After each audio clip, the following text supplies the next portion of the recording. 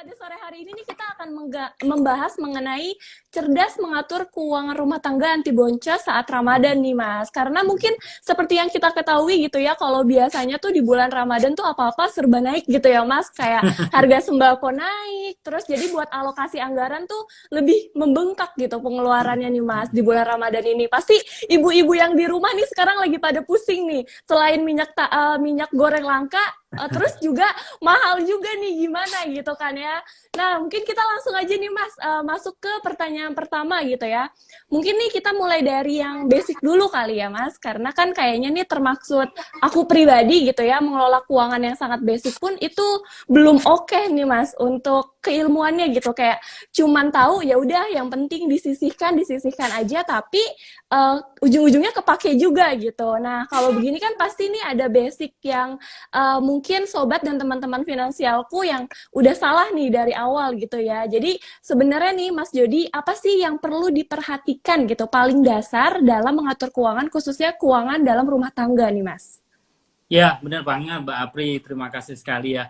Apalagi di Ramadan kali ini sebenarnya bertepatan dengan beberapa kenaikan harga ya Mbak ya. Betul, betul. Ada apa? Ada harga-harga seperti makanan dan juga kemarin ada juga kelangkaan minyak goreng yang menyebabkan sebagian besar itu terjadi kenaikan juga di lapangan. Sama satu lagi apa ya kemarin itu? Oh, ada PPN ya Mbak ya, PPN, kenaikan ya. ya, PPN betul, 11%. betul. Dan ternyata ini cukup berefek ya ke beberapa komoditas atau barang sehari-hari yang kita biasanya beli, apalagi nanti terlebih menjelang Lebaran ya. Nah Betul. mungkin untuk yang pertama kali sebenarnya teman-teman, apalagi yang sudah rumah tangga, ini agar nggak makin boncos ya Mbak ya menjelang Betul. gajian masih lama nih, tapi ternyata pengeluaran cukup banyak. Nah, yang pertama kali dilakukan adalah coba ngobrol dulu sama pasangannya masing-masing. Kita list dulu nih kebutuhan-kebutuhan mana sih yang kira-kira dibutuhkan anggaran spesial Mbak di bulan Ramadan ini. Jadi kayak kemarin saya juga sempat ngisi di mana ya lupa saya itu apa kita ngobrolin tentang anggaran spesial itu ternyata ada cukup banyak di bulan Ramadan ini. Jadi seperti anggaran untuk selain santap sahur dan berbuka puasa, mungkin nanti juga ada anggaran untuk berbuka di luar. Kemudian nanti mungkin Mbak Apri juga udah mulai nyicil ya Mbak ya, beli-beli apa namanya rencana buat Lebaran, kayak misalkan Betul. belanja entah itu makanan atau baju, malah mungkin hampers juga ya Mbak ya, udah nyicil ya. Udah Benar-benar. udah memetakan nih siapa aja sih teman-teman yang mau dikirimin hampers mulai dari saat ini sampai nanti kayak persiapan untuk mudik dan lain sebagainya. Jadi teman-teman list dulu ya kebutuhannya saat ini, diskusi sama pasangan, daftarnya kira-kira apa. Nah nanti dari situ kita mulai cek Mbak kira-kira prioritasnya untuk keluarga saya atau keluarga Mbak Apri nanti seperti apa. Tentu teman-teman sobat finansialku sama sobat pasar modal syariah juga punya list sendiri-sendiri ya, yang mungkin berbeda satu sama lainnya. Dan apa namanya, setelah di list baru nanti kita ngobrol-ngobrol lebih lanjut terkait mana yang harus kita benar-benar alokasikan sekian, ini sekian dan lain sebagainya. Kuncinya dialokasi dulu sih Mbak, sama prioritas kebutuhan dulu. Itu Mbak Apri. Wah, Masya Allah, ini menarik banget nih. Jadi memang kita harus utamakan prioritas dulu gitu ya, Mas. Mana yang benar-benar dibutuhin gitu ya, Mas. Betul, Karena betul banget.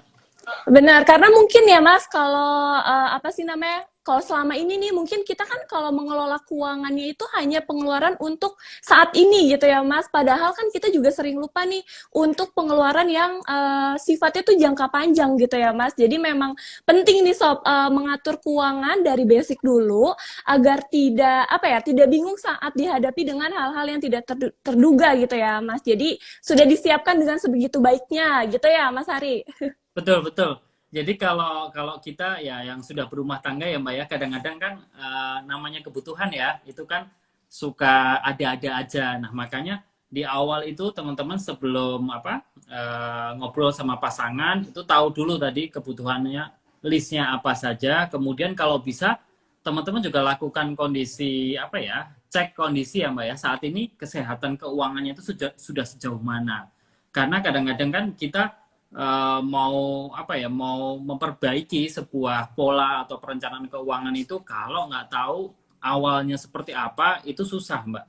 Jadinya mungkin Benar. teman-teman bisa cek dulu nih, kira-kira saya itu kondisinya bagaimana, apakah cuman berdua sama pasangan atau ada anak dan lain sebagainya. Kemudian penghasilannya dari mana aja, apakah dari suami aja atau dari istri dan lain sebagainya, sampai pengeluaran itu semuanya dicek sehingga kita tahu sekarang itu keuangan kita itu sehat atau belum.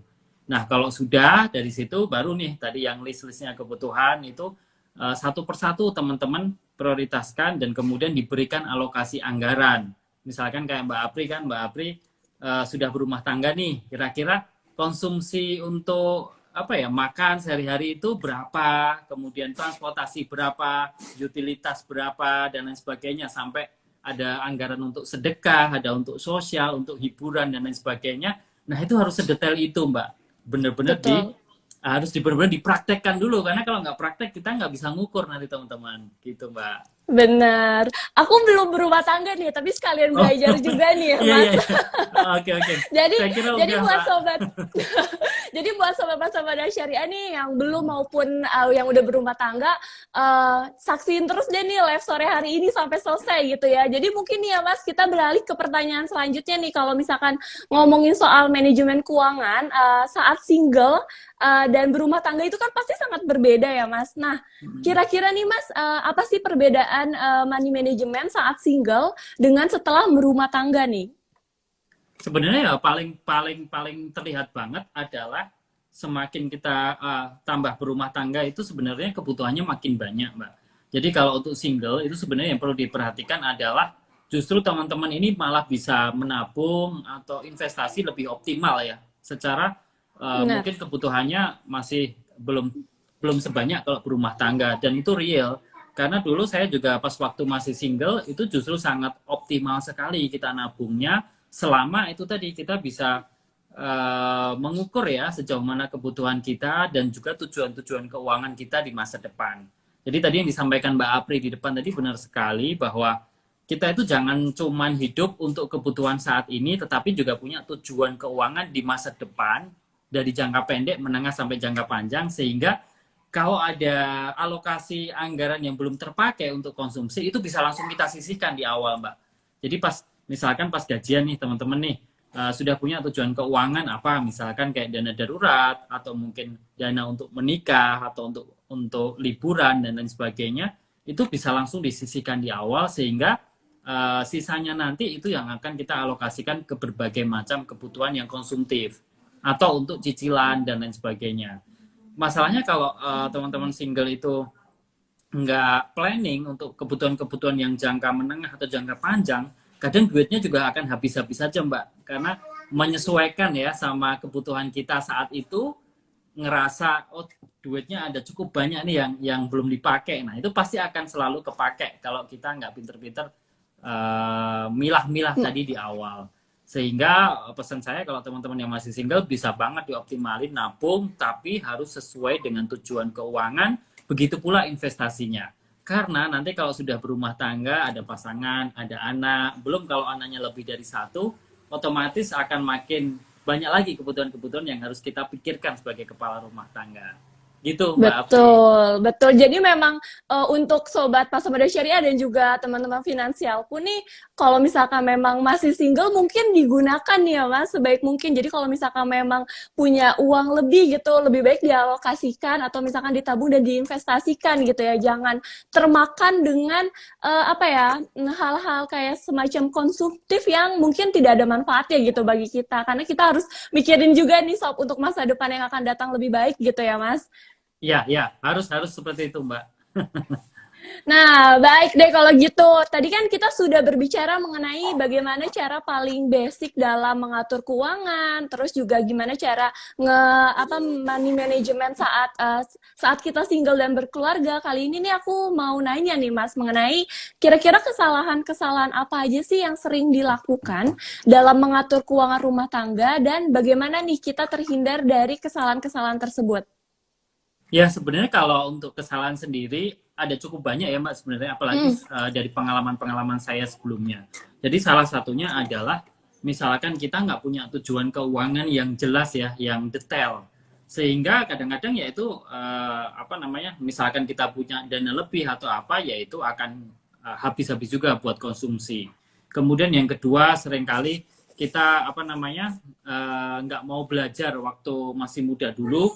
Jadi saya dulu tuh hitungannya telat kalau untuk berinvestasi di pasar modal. Makanya teman-teman ini sekarang masih muda ini sudah banyak banget ya Mbak ya, bisa belajar dari mana aja dan lain sebagainya. Dan itu apabila nabungnya dengan jumlah yang optimal, maka percepatannya ini bisa lebih bagus daripada kita yang zaman-zaman dahulu cuman ngandelin mungkin simpenan di bank, atau mungkin apa ya, mungkin terbatas di kadang-kadang beli aset-aset real dan lain sebagainya. Sementara sekarang aset-aset finansial cukup banyak dan bisa memberikan imbal bagi hasil yang syariah pun cukup beragam, dan serta itu tuh sudah benar-benar aman, legal, dan benar-benar menjadi kendaraan kita untuk mewujudkan tujuan keuangan di masa depan.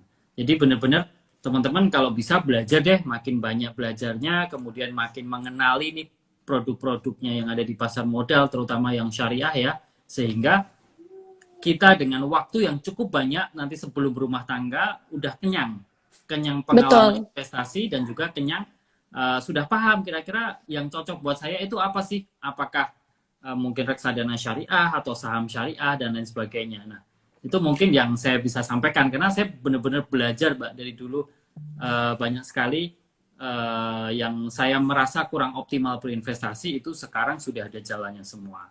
Sama yang terakhir, jangan sampai kita itu terjebak juga sama hutang yang konsumtif, Mbak. Ini juga Betul. juga harus diperhatikan ya teman-teman ya, karena mungkin sekarang itu kemudahannya banyak sekali, kita mengajukan pinjaman kemanapun biasanya akan langsung diterima tanpa syarat yang ribet, tapi sebenarnya ini mengajarkan perilaku yang kurang bagus karena kita membeli barang di luar kebutuhan, di luar kemampuan kita dengan uang yang belum kita miliki. Nah, itu membuat kita akan terasa apa ya, merasa di luar kemampuan, sehingga nanti takutnya kita tidak memiliki kemampuan untuk membayarnya. Makanya kalau kita biasanya dari financial planner selalu menyarankan kalau pengen beli barang sesuatu itu kita nabung aja, jangan sampai utang gitu. Jadi Betul. misalnya kita mau ganti laptop atau ganti HP 2 tahun lagi, itu bisa kita siapkan dari sekarang nih. Kita tahu budgetnya berapa, kita mulai nabung dari sekarang, kita investasikan ke instrumen yang memberikan imbal bagi hasil optimal selama 2 tahun. Kurang lebih seperti itu. Benar. Mungkin ini juga kali ya Mas, karena kan ada ibaratnya self reward nih gitu kan. Itu tuh kadang-kadang orang-orang tuh konsumtif mengatasnamakan kan udah kerja misalkan kayak gitu dapat kayaknya butuh deh ini penghargaan untuk diri sendiri gitu kan. Padahal gajinya itu cuma 1 bulan tapi self rewardnya itu bisa berminggu-minggu gitu ya Mas. Jadi kan besar pasak daripada tiang gitu ya. Itu yang lebih berbahaya. Jadi mungkin Iya, iya. itu yang harus dijauhkan juga tuh salah satunya ya Iya, Mas. iya, betul Mbak. Nah, kalau self reward sebenarnya boleh-boleh aja ya Boleh teman-teman ya, ya. tapi perlu diingat batasannya sama sebenarnya budget aja sih Mbak. Jadi kalau misalkan Mbak Apri mau self reward kemana, misalkan liburan ke Jogja, katakanlah sama keluarga atau sama pasangannya nanti, nah itu mungkin bisa ini ya, apa namanya, dibajetin. Jadi kita kalau di Jogja, sampai di Jogja ngapain, misalkan apakah makan, apakah ke tempat wisata atau apa, itu kan ada yang mulai dari yang terjangkau sama yang mahal. Nah, teman-teman silahkan sesuaikan sama budgetnya, jangan sampai kita over budget, itu aja sih. Jadi kalau misalkan saya sendiri, ya alhamdulillah saya sekarang kondisinya di Jogja, jadi kalau saya misalkan mau self reward, misalkan mau main ke pantai, itu kan murah ya Mbak ya, jadi cuma 30 menit katakanlah, dan nggak terlalu banyak eh, apa biaya-biaya untuk pengeluaran seperti misalkan transport dan lain sebagainya. Jadi kita pinter-pinter aja teman-teman. Jadi self reward nggak harus yang mahal-mahal, nggak harus yang jauh-jauh, tapi mungkin di sekitaran kita bisa ada hal-hal semacam itu, dan mari kita manfaatkan dengan baik. Dan yang paling penting adalah dibudgetin gitu Mbak. Betul. Jadi kita udah apa ya? Sudah ada gambaran gitu ya, Mas. Nanti itu akan seperti apa gitu. Sudah terplanning gitu dengan Betul, baik. betul. Nah, jadi nih Mas, kira-kira harus gimana nih? Apa ya? Mungkin cara yang lebih mudah gitu dalam mengatur keuangan gitu dengan baik dan benar agar yaitu tidak boros gitu. Nah, yang sebenarnya paling gampang, Mbak, kalau pengen nggak boros, itu kita benar-benar mapping kebutuhannya itu secara detail sih. Jadi misalkan kalau katakanlah boros itu kan lebih ke kita berlebih-lebihan, dan itu kan di dalam Islam sendiri juga dilarang ya Mbak ya. Jadi Betul. misalkan katakanlah kita untuk makan aja, kebutuhan makan. Ini memang kalau nggak terkontrol ya memang mudah sekali kita boros untuk membeli makanan, apalagi setiap saat kita lihat ya banyak sekali tempat-tempat baru berjualan makanan-makanan yang hits dan lain sebagainya. Nah, mungkin kita bisa mengukur juga dengan misalkan contohnya teman-teman bikin meal plan dalam waktu seminggu itu sama keluarga itu rencananya seperti apa? Apakah masak sendiri ataukah jajan di luar, dan kalau jajan itu menunya seperti apa?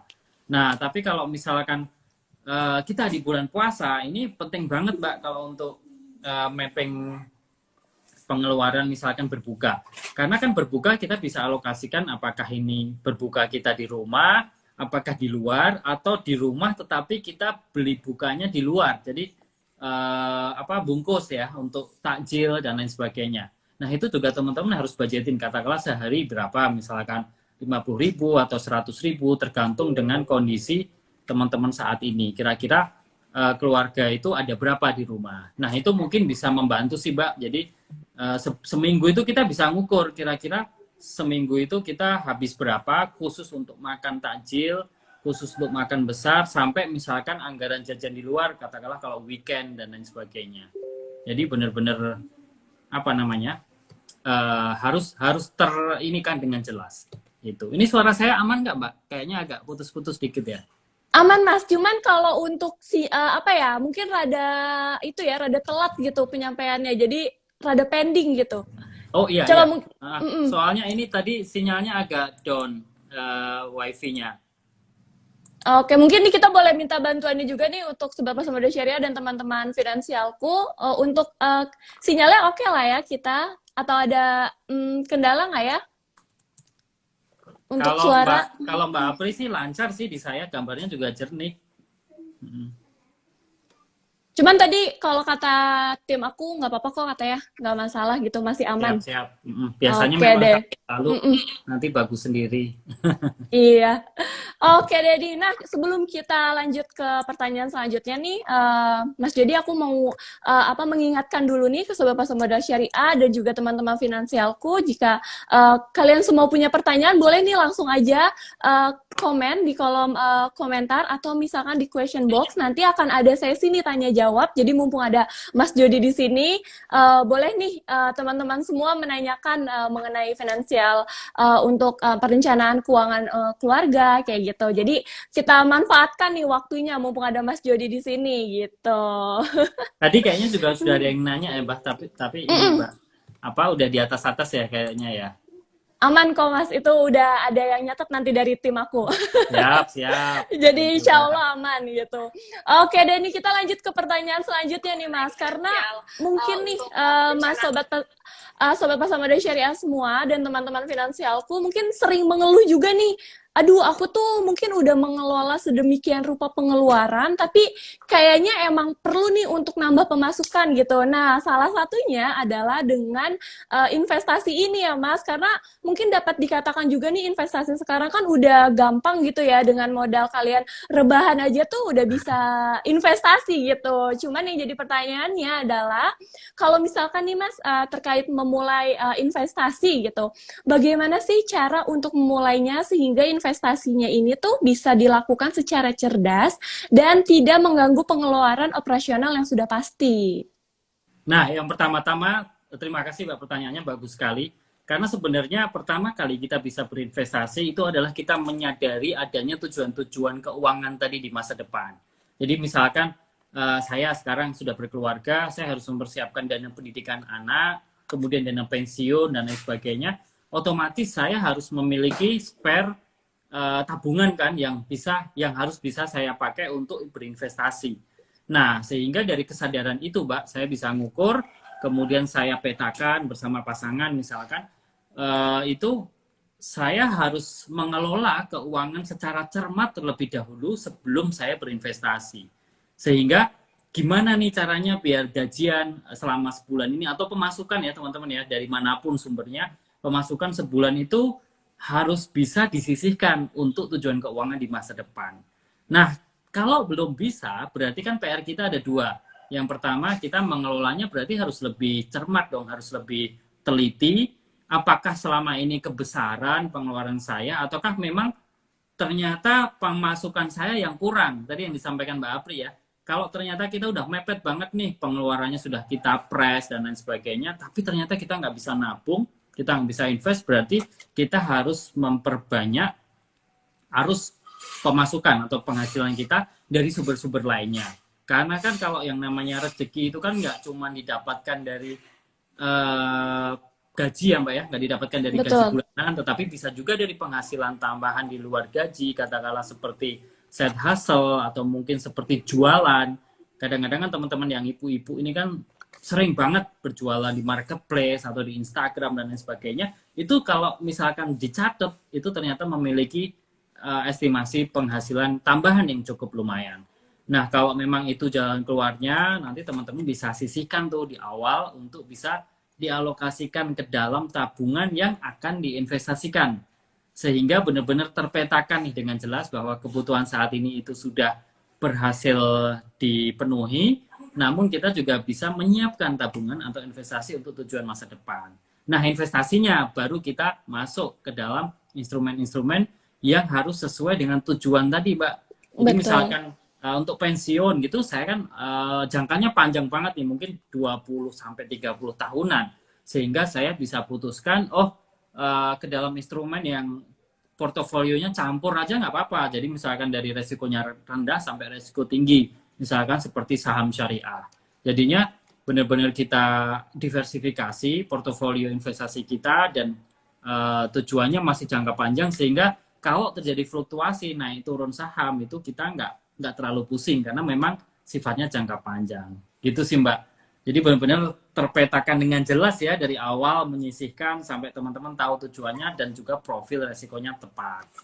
Betul. Nah, mungkin nih ya, Mas Jody perlu diingat juga nih untuk teman-teman finansialku dan juga Sobat Pasar Modal Syariah, untuk memulai investasi itu juga jangan asal ikut-ikutan gitu, karena mungkin sekarang juga udah banyak nih investasi-investasi bodong. Jadi selain kita sebelum kita memulai investasi, kita juga harus memilih dulu nih tujuan kita investasi untuk apa. Selain itu juga kita harus lebih waspada gitu sebelum kita memulai untuk investasi. Malah takutnya nanti teman-teman finansialku dan Sobat Pasar Modal Syariah malah terjebak dengan investasi bodong. Itu yang ditakuti. Jadi harus tetap waspada nih semuanya. Nah, kita lanjut ke pertanyaan selanjutnya nih Mas. Masya Allah ini seru Siap-siap, banget nih. masih banyak ya Mbak ya.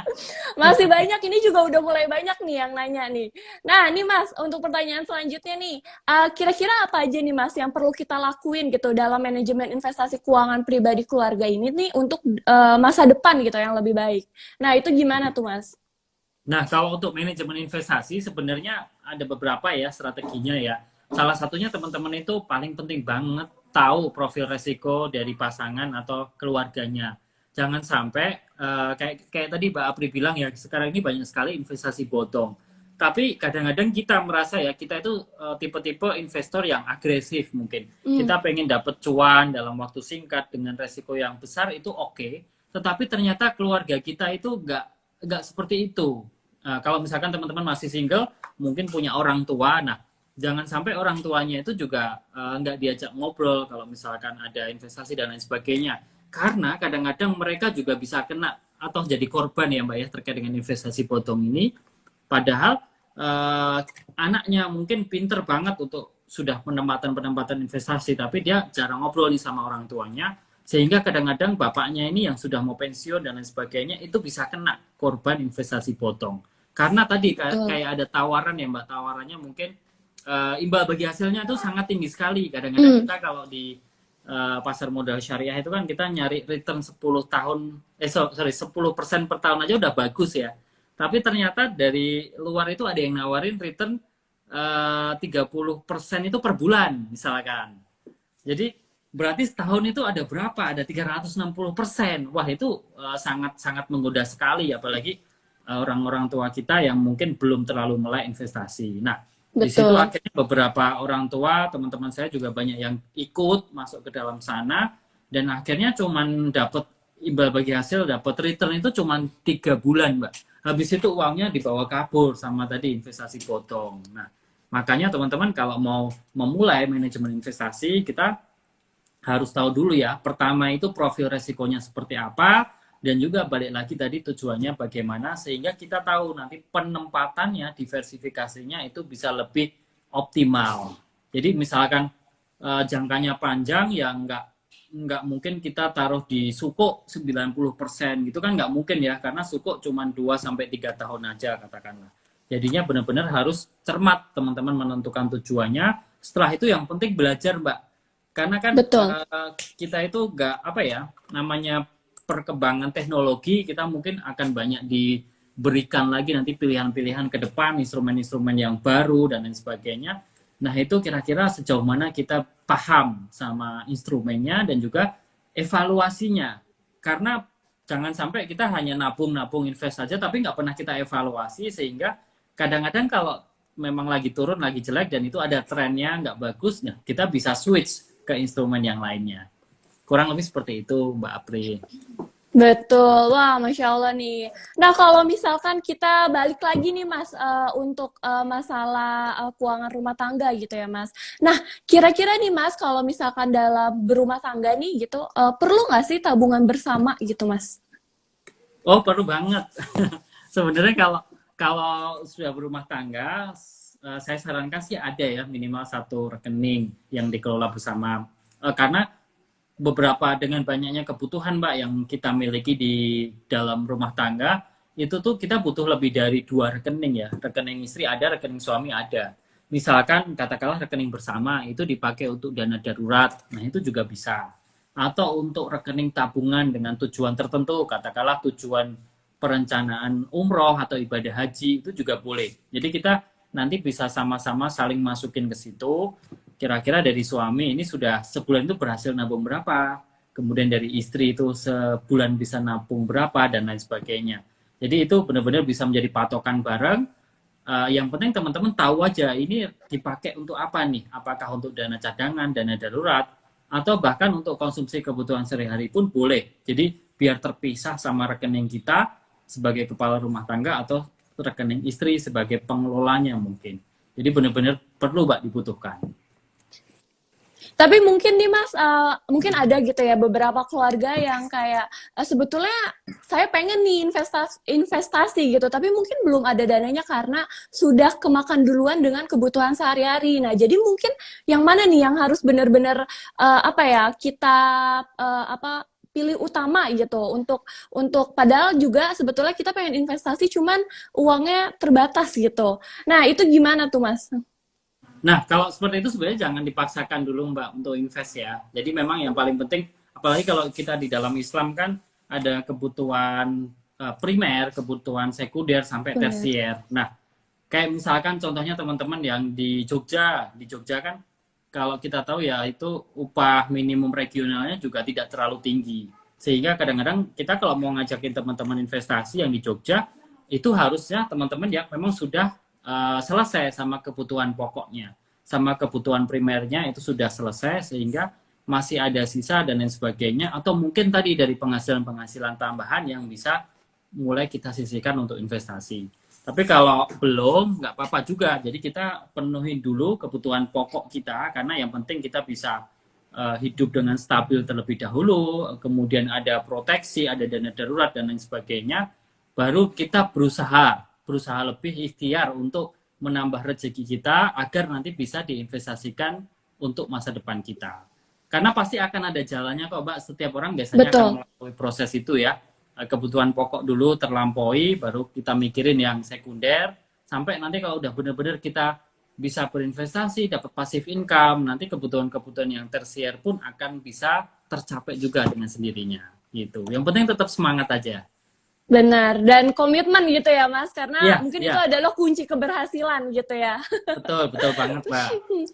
Oke deh, nah kalau tadi kan kita sudah membahas banyak nih ya Mas mengenai money management, terus juga investasi gitu ya. Nah sekarang ini kira-kira apa ya, apa resiko yang akan terjadi gitu apabila kita salah dalam mengatur keuangan rumah tangga nih Mas? Nah, resikonya sebenarnya cukup banyak. Makanya kok saya tuh selalu pesen banget ya ke teman-teman yang suka investasi dan lain sebagainya. Itu harus ada strateginya, harus ada money manajemennya yang baik. Karena investasi kan ini kan sebenarnya lebih ke apa ya, hal yang mungkin agak apa namanya, kalau saya bilang agak eksklusif ya, karena mungkin belum semua orang mengalaminya.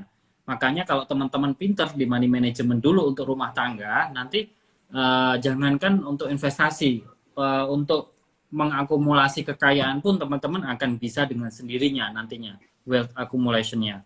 Nah, makanya teman-teman harus kuat dulu di money management, karena kalau ini gagal, Mbak, resikonya itu salah satunya kita bisa bangkrut loh. Rumah tangga itu bisa bangkrut. Ya, salah satunya memicu hal-hal yang kurang diinginkan juga ya Mbak, karena ada keretakan juga antara suami dan istri. Nah, bangkrutnya itu dari mana? Banyak sekali faktor-faktor yang bisa mempengaruhi kita, money manajemennya nggak bagus, terus akhirnya kita banyak sekali kegoda Mbak.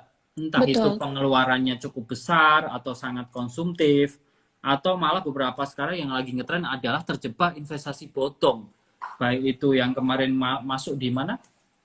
Di berita-berita ya, yang perjudian dan lain sebagainya, sampai hutang, terlilit hutang karena sesuatu yang mungkin salah juga, entah itu dipakai untuk konsumtif atau untuk investasi yang tidak jelas.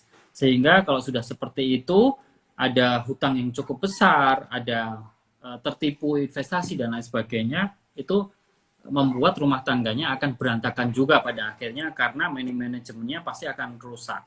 Dan itu Betul. sangat mempengaruhi psikis kita, Mbak. Jadi kadang-kadang kerja pun jadi nggak optimal dan bisa memicu ke masalah-masalah psikologis yang lainnya terkait dengan rumah tangga. Jadi harus hati-hati nih teman-teman ya, karena resikonya ada cukup banyak nih kalau tidak pintar mengelola keuangan. Benar. Jadi mungkin bisa disebut juga kalau finansial dalam rumah tangga itu tuh urat nadi gitu ya, Mas. Jadi itu tuh Iya, sangat iya, krusial gitu ya, Mas. sangat-sangat krusial, Mbak ya, karena kalau Betul. nggak ada yang mengelola dan nggak ada income yang optimal, memang berat sekali ya. Bukan berat ya, maksudnya menantang, sangat menantang ya, gitu. Oke deh. Nah, kita masuk ke pertanyaan terakhir nih, Mas. Karena udah banyak juga nih beberapa pertanyaan dari sobat dan juga teman-teman finansialku. Nanti malah waktunya nggak kedapatan, jadi kita langsung masuk ke pertanyaan terakhir dari pasar modal syariah nih, Mas. Padahal banyak banget beberapa pertanyaan juga dari pasar modal syariah yang mungkin belum terjawab gitu sama Mas Jody. Oke deh, kalau gitu kita lanjut nih, Mas, ke pertanyaan terakhir dari pasar modal syariah. Kira-kira nih, ada nggak sih tips and trick gitu dari Mas Jody nih yang bisa kita terapkan gitu untuk mengatur keuangan keluarga tuh terutama saat Ramadan agar tetap sehat dan aman terkendali di era yang serba naik ini nih, Mas? Nah, kalau untuk tips sendiri, saya sebenarnya juga udah melakukan ini tahun keempat, Mbak. Saya berumah tangga ya, tahun keempat. Dulu awalnya sendiri, kemudian ada sama istri dan akhirnya sama anak. Jadi benar-benar kita itu harus diskusi sih sama pasangan. Yang pertama, keterbukaan itu penting. Jadi karena pasangan kita juga punya kebutuhan, kemudian anak kita juga punya kebutuhan, dan kita sendiri punya kebutuhan. Terlebih di masa-masa Ramadan ini dan juga masih di masa pandemi, sehingga ada beberapa hal yang bisa kita sesuaikan, bisa kita adaptasikan, mana yang seperlunya penting, mana yang seperlunya genting, yang harus sekarang juga, atau mungkin yang bisa kita tunda, tidak harus saat ini dipenuhi. Jadi benar-benar mappingnya kebutuhan itu harus sangat detail, teman-teman, sehingga kita tahu kira-kira misalkan di bulan Ramadan kita ada kebutuhan untuk buka bersama tadi di luar, misalkan sama teman-teman, atau kebutuhan untuk belanja, katakanlah cemilan, atau mungkin belanja baju, udah mulai ya. Kemudian untuk hampers juga itu Hampers. dipersiapkan. Sama nanti kira-kira rencana untuk mudik lebaran ini mau kemana, karena liburnya ternyata sekarang cukup panjang ya. Betul, dan mudik juga udah dibolehkan gitu ya, Mas? Iya, iya. Kira-kira nanti lebaran mau masak apa, kemudian mudiknya ini apakah hanya ke rumah orang tua atau ke tempat wisata juga, karena kan liburnya kalau misalkan sampai tanggal berapa ini, sampai tanggal 6 Mei, tapi itu sebenarnya totalnya sampai 9 Mei, kita masuk kerja lagi tanggal 9 Mei, di mana ini 1 minggu lebih kita libur, sehingga tentunya kalau nggak teman-teman planning, ini bisa menyedot dana yang cukup banyak. Jangan-jangan THR kita nanti akan habis buat liburan ya. Jadi benar-benar dipetakan semua dengan jelas. Setelah itu teman-teman lakukan juga pencatatan, Mbak. Ini tidak kalah pentingnya ya. Pencatatan pengeluaran, mungkin bisa mingguan dan lain sebagainya. Kayak misalkan saya sama istri itu membuat meal plan ya, tadi rencana untuk buka puasa atau memasak secara mingguan dan lain sebagainya, itu kita udah budgetin seminggu ini kita mau beli bahan mentah berapa, kita buat jajan berapa dan lain sebagainya. Tapi ternyata dengan seperti itu aja kita kadang-kadang masih merasa kurang, Mbak. Karena memang realnya prakteknya di lapangan itu akan banyak godaan dan juga banyak sekali kebutuhan-kebutuhan tidak terduga dan akhirnya ini bisa menjadi catatan kita juga untuk di bulan-bulan berikutnya atau minggu-minggu berikutnya mana saja porsi yang harus kita tambah dan mana yang harus kita kurangin. Sehingga harapannya setelah nanti bulan Ramadan selesai kita bisa evaluasi nih kira-kira tahun ini kita boncos nggak sih pengelolaannya, apakah semuanya bisa terpakai dengan baik, kita bisa menyisihkan atau hampir semuanya buat konsumtif. Nah ini balik lagi ke teman-teman. Dan ini menurut saya sangat-sangat menantang sekali karena kalau kita praktek nanti akan ada banyak sekali pengalaman-pengalaman yang bisa kita pelajari, Mbak. Karena kadang-kadang yang namanya praktek itu kan memang agak challenge-nya agak lebih ya daripada Betul. konsep gitu. Betul, wah Masya Allah. Semoga jawabannya Mas Jody tadi bisa kita terapkan nih Sob, di rumah tangga Sobat Mas Muda Syariah dan juga teman-teman finansialku. Oke deh kalau gitu kita langsung jawabin aja nih pertanyaan yang masuk hari ini ya Mas, karena udah beberapa juga nih. Ada untuk pertanyaan pertama itu ada yang nanya dari Invesya, dia menanya, untuk berbagi hampers lebaran, apakah ada nominal tertentu atau persentasenya sebaiknya berapa persen ya dari pendapatan? Oh, kalau itu sebenarnya saya lebih menganjurkan untuk teman-teman cek dulu nih, kira-kira siapa aja yang mau dikasih hampers gitu. Jadi sebelum kita ngomongin budget, kita ngomongin market dulu nih, kira-kira tahun ini mau bagi hampers ke berapa orang. Katakanlah misalkan ke 50 orang. Nah, otomatis kalau banyak seperti itu berarti ini Mbak, apa namanya, budget kita juga menyesuaikan. Jadi bisa pakai persentase atau pakai kira-kira satu hampersnya dikasih budget aja misalkan sekian ratus ribu atau berapa. Atau nggak nyampe 100.000 juga bisa, karena kan nggak harus mahal-mahal ya teman-teman. Betul. Adalah bentuk kepedulian kita ini bisa terdelivery dengan baik. Nah, kalau memang mau pakai mau pakai persentase, saya sarankan ini ngambil budget THR aja. Jadi THR itu nanti kira-kira teman-teman dapatnya tanggal berapa, itu nanti udah dipeta-petakan 10% buat apa, sedekah atau zakat atau apa, kemudian 20% buat beli makanan, yang 20% buat hampers, yang sisanya buat mudik dan lain sebagainya. Ah, itu saya sarankan dari THR aja sehingga nggak ganggu gaji bulanan. Itu, Mbak. Soalnya kalau untuk gaji bulanan nanti kita akan pakai lagi sampai bulan Mei ya. Cukup panjang ya karena ada liburan dan juga gajian Mei kan masih sampai tanggal 25. Sehingga harus pinter-pinter nih teman-teman ngaturnya, jangan sampai salah budgetin antara satu dengan yang lainnya. Gitu. Betul. Nah, kalau tadi ngomongin soal THR nih Mas, ada yang nanya juga dari Aditya Ramadan. Dia menanyakan, Assalamualaikum, boleh tipsnya nggak Kak kalau mau ngasih THR buat orang tua sama anak-anak kecil, sebaiknya berapa ya? By the way, saya gajinya cuma UMR Jakarta lebih dikit gitu. Nah, itu gimana tuh Mas? Nah, kalau itu sama kayak tadi hampers ya, Mas Adit ya. Jadi yang mau dikasih itu berapa jumlahnya, kemudian Mas Adit budgetin aja katakanlah 10% atau misalkan 20% dari THR katakanlah. Karena kalau misalkan keluarga kita banyak, nggak apa-apa juga kalau misalkan amplopnya itu nggak terlalu tinggi. Misalkan cuma 50.000 ya nggak apa-apa kan, cuma anak-anak nih, buat anak-anak kecil. Kadang-kadang cuma buat jajan atau beli mainan dan lain sebagainya. Tapi nanti kalau yang amplopnya buat orang tua atau buat saudara-saudara yang mungkin memang sudah bekerja dan lain sebagainya, nanti dibedakan aja, ditambahin dikit. Jadi Mas Adit cek dulu kira-kira siap berapa yang mau dikasih. Kalau yang dikasih banyak, katakanlah keluarga besarnya cukup banyak sampai 50 orang ya, itu kita harus ini lagi nih, apa namanya, budgetin ulang ya, kira-kira jangan sampai mengerus lebih dari 20% THR, katakanlah seperti itu. Nah, semoga terjawab nih Mas Adit. Ada pertanyaan lagi, mungkin kita menjawab 3 pertanyaan lagi nih Mas. Ya, boleh Mbak. Ada pertanyaan dari Emma Gucci. Dia menanyakan bagaimana memanajemen jika tabungan terganggu oleh kebutuhan keluarga yang dadakan harus dibantu. Oh, oke. Nah, Ya, sebenarnya ya sama ya kayak teman-teman sandwich generation ya, berarti ya. Sebenarnya kalau misal ada kebutuhan keluarga yang mendadak, sebenarnya kan selama ini kita arahkan ke dana darurat ya. Tetapi kalau misalkan tidak ada dana darurat, ya nggak apa-apa. Yang pertama-tama kita tanggulangin dulu, karena mungkin kita adalah salah satu anggota keluarga yang dianggap mampu nih sama yang lainnya. Tetapi kita perlu sampaikan juga, kita komunikasikan ke keluarga kita, misalkan ke orang tua atau ke kakak-kakak dan lain sebagainya.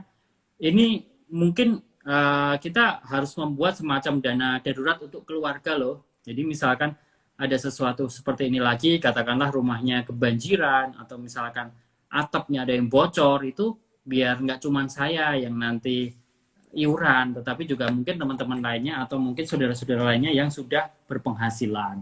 Jadi kita boleh nih teman-teman menginisiasi seperti dana darurat dari sebuah keluarga itu kalau memang ternyata orang tua kita sudah tidak mampu ya, sudah tidak bekerja dan lain sebagainya.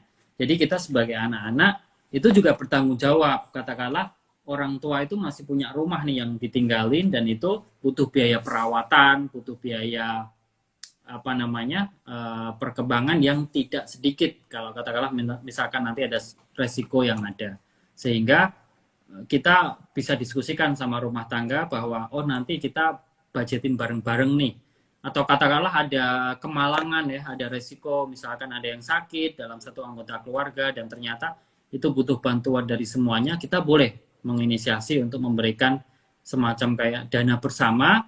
Kalau istilahnya dalam Islam mungkin tabaru ya, kita ada dana yang dipakai untuk saling tolong menolong di dalam satu anggota itu sendiri. Nah itu boleh teman-teman lakukan, tapi kalau bisa ya itu butuh komitmen Mbak, kayak tadi dari semua anggota keluarga sehingga tidak membebani hanya salah satu anggota saja. Gitu Mbak. Oke deh. Nah, untuk pertanyaan selanjutnya nih dari Sri Leska. Dia menanyakan, seandainya dana sudah tersedia, gimana memulainya? Mungkin ini untuk memulai investasi Investasi. kali ya. Iya, jadi Oke. dananya udah ada nih Mas, tapi dia bingung nih gimana cara memulainya gitu. Nah ini sebenarnya yang paling enak ya, kalau sudah ada dananya, tinggal ini aja teman-teman, tinggal pilih aja kira-kira mau instrumen yang apa, yang tadi sesuai profil resiko dan juga tujuan keuangan. Katakanlah yang paling gampang, nih teman-teman bisa buka dulu rekening efek nih di perusahaan-perusahaan sekuritas. Kalau bisa yang syariah ya, sudah ada SOTS, Syariah Online Trading System, teman-teman nanti bisa nabung reksadana di situ yang syariah, kemudian ada juga saham syariah di situ, ada ETF syariah juga dan lain sebagainya. Dan juga reksadana kan ada berbagai macam pilihannya, mulai dari pasar uang, pendapatan tetap, campuran sampai reksadana saham syariah. Jadi menurut saya tidak ada, sekarang ini udah nggak ada kesulitan ya Mbak ya, karena kita bisa Mm-mm. buka dari rumah, benar-benar nggak usah ke kantor, nggak usah ke perusahaan sekuritas, itu benar-benar kita bisa pakai HP dan kita juga langsung transaksi di situ, kita bisa langsung pilih-pilih aja kira-kira instrumen mana yang cocok sama saya. Kalau mau yang pemula dicoba-coba bisa ke reksadana dulu sih karena resikonya Betul. sangat rendah ya dan juga imbal bagi hasilnya juga cukup optimal dibandingkan instrumen lainnya. Gitu. Betul. Oke deh, kita langsung ke pertanyaan terakhir nih dari sobat-sobat dari Syariah dan juga teman-teman finansialku. Nah, ini ada yang nanya dari Muhammad Muhammad Chandra Negara. Dia nanya, maaf, dana darurat itu dari tabungan di bank atau dana darurat itu dari investasi reksadana ya?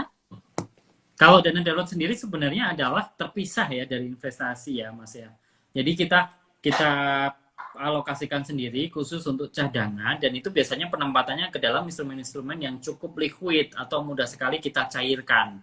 Nah, biasanya kita sebagai financial planner itu beberapa kali menyarankan dana darurat itu juga ada yang ditaruh di tabungan biasa. Jadi jangan semuanya itu dimasukkan ke instrumen, nanti ngambilnya kelamaan. Ya katakanlah kita butuhnya cepet-cepet nih, misalkan dalam waktu nggak sampai 6 jam itu harus cair dana darurat. Nah, berarti teman-teman harus ada juga yang cash di dalam rekening yang teman-teman bawa nih ATM-nya. Karena kalau semuanya dimasukkan ke instrumen, ada yang pencairannya bisa lebih dari 1 hari, ada yang mungkin sampai 2 hari, atau mungkin ditaruh di logam mulia semuanya itu kita harus benar-benar ke kantor ya, ke kantornya apa namanya logam mulia untuk bisa dijual. Nah kalau misalkan kita butuhnya di hari Minggu itu kan susah banget. Jadi Betul. benar-benar harus ada sebagian yang benar-benar ditinggal di rekening biasa, walaupun jumlahnya nggak terlalu besar. Tapi kalau yang lainnya, bolehlah kalau misalkan mau disimpan di deposito syariah, kemudian pasar uang syariah, atau logam mulia, itu diperbolehkan. Selama teman-teman tahu komposisi pembagiannya ini sesuai dengan kebutuhan teman-teman sendiri. Gitu, Mbak. Benar, jadi mungkin kalau untuk dana darurat tuh lebih apa ya, yang lebih gampang untuk dicairkan gitu ya, Iya, Mas. iya, betul. Karena kan kita tidak tahu ya nanti apa sih namanya untuk kedepannya akan seperti apa kayak gitu, Sob. Oke deh, wah, Masya Allah nih, Mas Jody, udah nggak terasa nih kita hampir 60 menit sudah live bareng nih bersama Finansialku dan juga Mas Jody, Masya Allah, seru banget untuk live hari ini dan banyak juga ternyata pertanyaan-pertanyaan dari Sobat Customer Syariah dan juga teman-teman Finansialku. Jadi mohon maaf nih untuk teman-teman dan sobat semua kalau misalkan pertanyaannya belum terjawab, mungkin nanti bisa mampir nih ya Mas ke Iya, iya. Instagramnya Finansialku gitu. Mungkin bisa ditanyakan di sana karena apa Mas Jody juga sering live ya Mas di Instagramnya Iya. Finansialku. Jadi Insya boleh Allah kalau hari boleh Jumat, Mbak. Tiap hari Wah, Jumat ya. Masya Allah. Nah, jadi boleh mampir dan follow Instagramnya Finansialku nih. Oke deh, kalau gitu nih, mungkin Mas Jody sebelum Aping menyudahkan nih untuk live hari ini, mungkin Mas Jody ada closing statement nggak nih Mas sebelum kita akhiri live hari ini nih? Iya.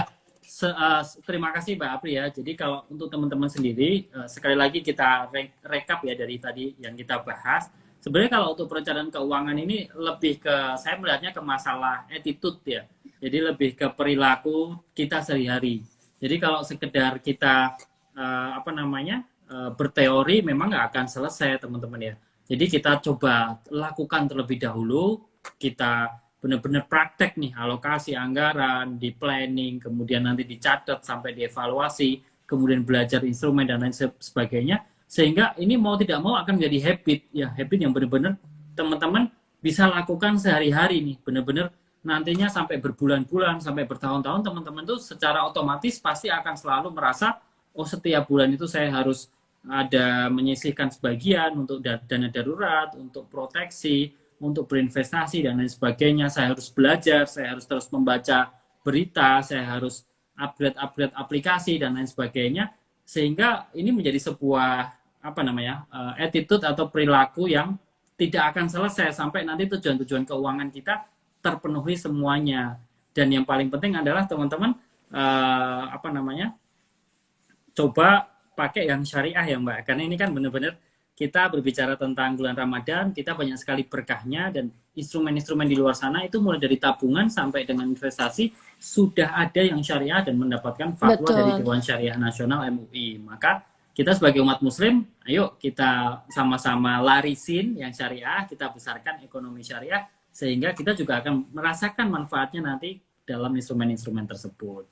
Gitu Mbak Apri, kalau dari saya terima kasih banyak atas kesempatannya. Semoga nextnya bisa kolaborasi lagi ya Mbak dengan pasar modal ya. Wah, siap.